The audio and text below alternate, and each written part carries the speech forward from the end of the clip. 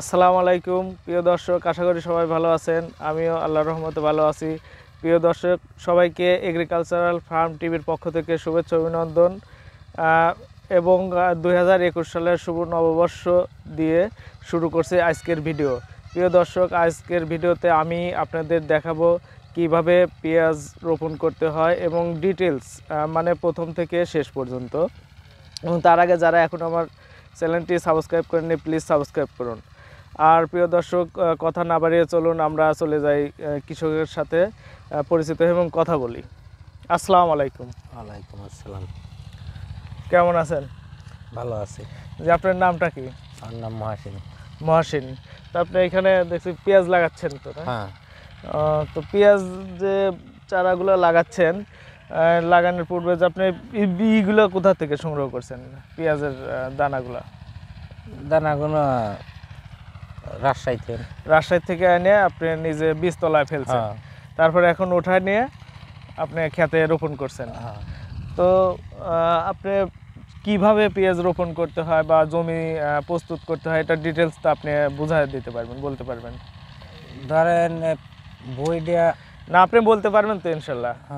তো চলুন আমরা এখানে না বাড়ে আপনি খেতে যাই এবং যেখানে পেঁয়াজ আপনার লোকেরা লাগাচ্ছে সেখানে যাই, আমরা দেখাই এবং কথা বলি। চলেন। তো চলুন আমরা আপনার ইয়েতে যাই।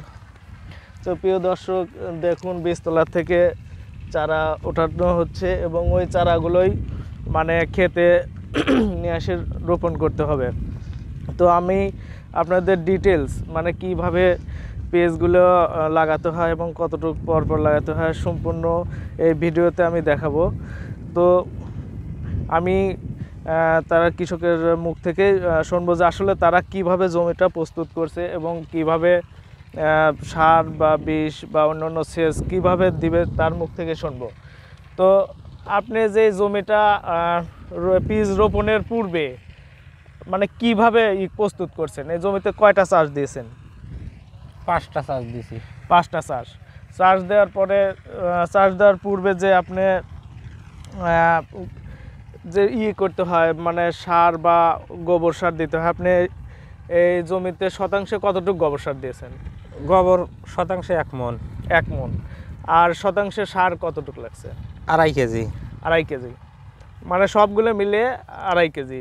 টিএসপি, ইউরিয়া, এমওপি বা ডিটেলস মিলে 2.5 কেজি। তো বীজটা যে এই যে আপনার যে কৃষক ভাই লাগাচ্ছে, এটা কয় ইঞ্চি পরপর লাগাতে হয়? 4 ইঞ্চি। 4 ইঞ্চি। এবং এই লাইন থেকে এই লাইন কতটুকু দূরত্ব রাখতে হয়? 6 ইঞ্চি। 6 ইঞ্চি। 6 ইঞ্চি রাখতে হয় এবং যে এর তো পানি নিষ্কাশনের জন্য নালা রাখতে হয়। নালাটা কয় ইঞ্চি রাখতে হয় যে পানি যাতে জমিতে পানি মানে না থাকে, জমি না থাকে? 8 ইঞ্চি। 8 ইঞ্চি। 8 ইঞ্চি বা 10-12 ইঞ্চি এরকম একটা পরিমাণ। তো প্রিয় দর্শক, আপনারা দেখেন কৃষক ভাইয়েরা খুব সুন্দরভাবে যে পেঁয়াজ লাগাচ্ছে এবং এই পেঁয়াজ লাগানোর পরে যে একটা আছে, আপনারা এরপরে কি করবেন? এরপর সেচ দেব। সেচ দিতে হয়। সেচ দেওয়ার পরে তারপরে আবার ফের কি করতে হয়? কুপার মানে মাটিগুলো আলগা করে দিতে হয়। তারপর তখন কি আপনারা কোনো সার বা অন্য কোনো কিছু প্রয়োগ করেন? হ্যাঁ, কুপানোর সময় সাদা সার দেয়। সাদা সার দিয়ে আপনারা কুপায় দেন।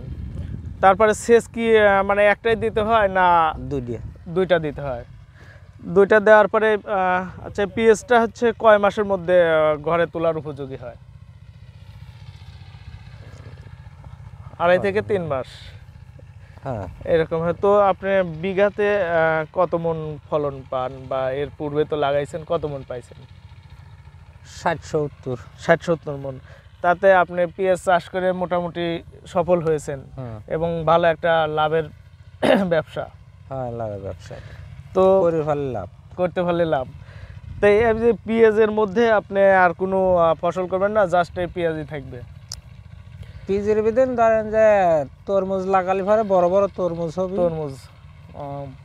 আচ্ছা। তো প্রিয় দর্শক, আমি আজ আপনাদের নিয়ে আসছিলাম পাবনা জেলার সাঁথিয়া উপজেলায়, যেখানে পাবনা জেলাতে বাংলাদেশের সিংহভাগ পেঁয়াজ উৎপাদন হয় সুজানগর উপজেলা এবং সাথিয়া উপজেলায়। তো প্রিয় দর্শক, সেইখানে আপনাদের নিয়ে আসছিলাম এবং কিভাবে পেঁয়াজ লাগাতে হয়, কিভাবে তা পরিচর্যা করতে হয় সম্পূর্ণ আপনাদের এই ভিডিওতে দেখালাম। এবং তারপরে যদি না বোঝেন, আমি বলছি আপনারা বারবার ভিডিওটি দেখবেন এবং যারা এখন আমার চ্যানেলটি সাবস্ক্রাইব করেননি প্লিজ সাবস্ক্রাইব করুন এবং পাশে থাকা বেল আইকনটি ক্লিক করুন। প্রিয় দর্শক, আজ আমি এ পর্যন্তই। ভালো থাকেন, আল্লাহ হাফেজ।